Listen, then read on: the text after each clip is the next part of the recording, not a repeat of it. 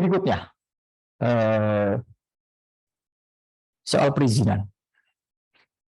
Prinsip kami tadi sama, bahwa KPI menjadi regulator representasi publik, ya kan? Konsep representasi publik dan sebagainya. Dan pada waktu perizinan, konsep perizinan itu disitulah sesuatu yang saya sebut sebagai tempat proses demokratisasi penyiaran, tempat forum demokratisasi penyiaran, dan itulah tempat untuk menggagalkan atau menafikan seandainya akan terjadi yang disebut dengan ketimpangan penyiaran. Jadi disitulah tempat atau forum di mana KPI sebagai regulator independen menjaga kepentingan publik, dengan pasal-pasal yang panjang tadi. Izin penyiaran pertama, format, visi, dan misi penyiaran. Yang ketiga adalah izin penyiaran diberikan berdasarkan minat, kenyamanan, dan kepentingan publik. MKKP. Konsep ini dari mana? Konsep ini kami adopt dari konsep regulasi di Amerika sejak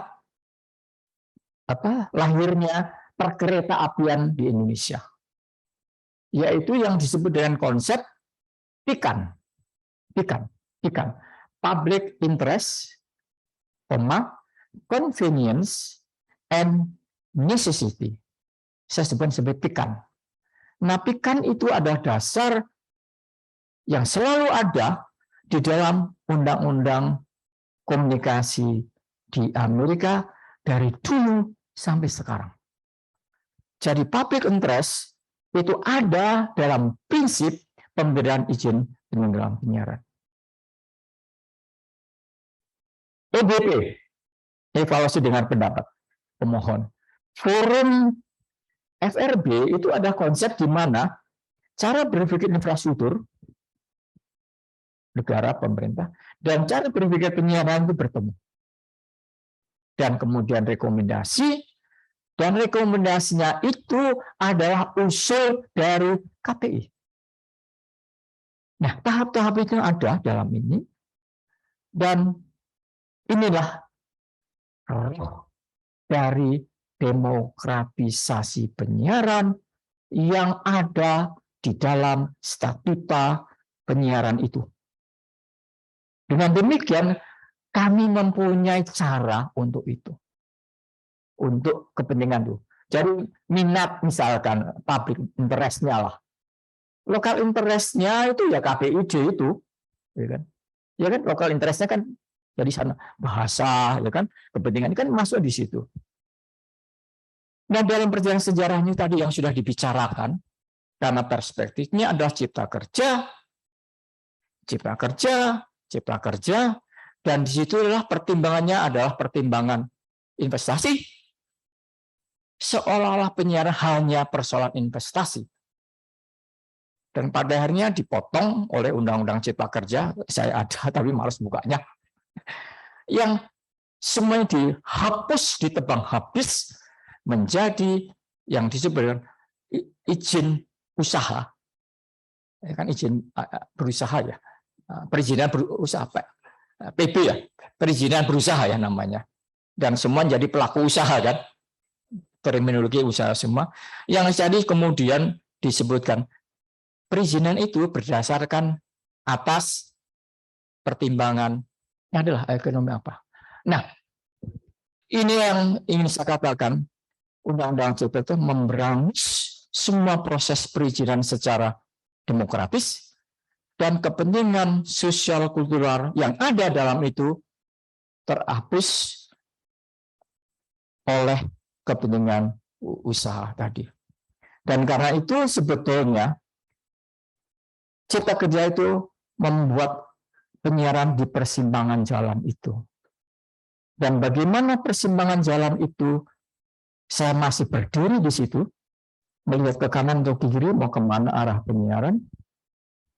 Tapi saya berpikir positive thinking, masih ada peluang untuk kepentingan penyiaran. Social culture perspective, public interest masih mungkin apabila kita punya konsep yang betul-betul kuat untuk keperluan revisi undang-undang penyiaran.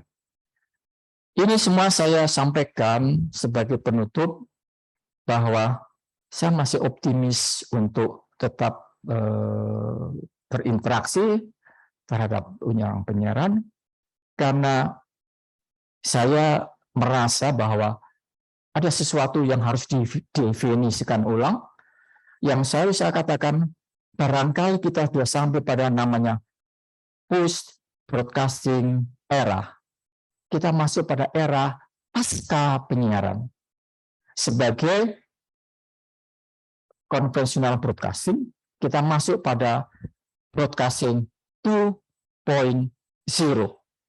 Dan karena yang tadi dibicarakan oleh teman-teman, barangkali kita harus berpikir ulang, apakah homecasting yang disampaikan oleh José van Dijk dari Belanda adalah sebuah solusi, bahwa broadcasting sudah menjadi juga homecasting dan orang-orang secara individu menjadi homecaster, karena siaran bisa juga disiarkan dari rumah kita masing-masing. Dan kalau itu bisa ada, saya pikir penyiaran masih punya ujung yang bersinar, karena inilah kemenangan teknologi ke depan, dan kita menguasai teknologi, dan sudah tersedia teknologi ke depan, dan saya ingin mengajak kita semua, mari kita manfaatkan teknologi yang ada, karena ada teknologi yang usang, tapi sudah tersedia teknologi yang baru, dan kita melewati jalan itu tanpa harus menangis, meratap bahwa masa lalu itu yang tadi sebutnya indah akan menjadi buruk, karena sesuatu solusi tetap ada, karena zaman itu juga menghasilkan solusinya tersendiri. Kita adalah bagian dari solusi itu. Terima kasih. Selamat malam. Salam sehat untuk kita semua.